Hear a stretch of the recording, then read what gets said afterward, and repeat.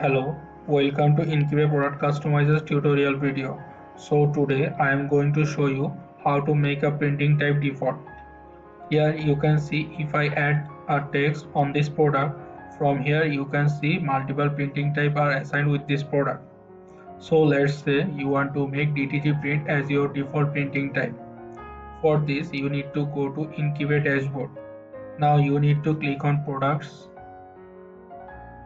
search the product.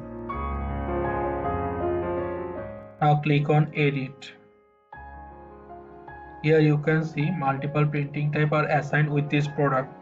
To make the PTG print as your default, first deselect all the printing type.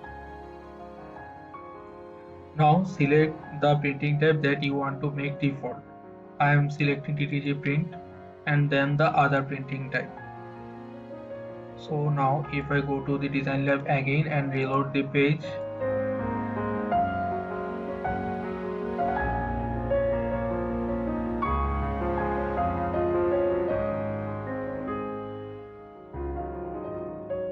here you can see DTG print has been made default. I hope this video helps you. Thank you.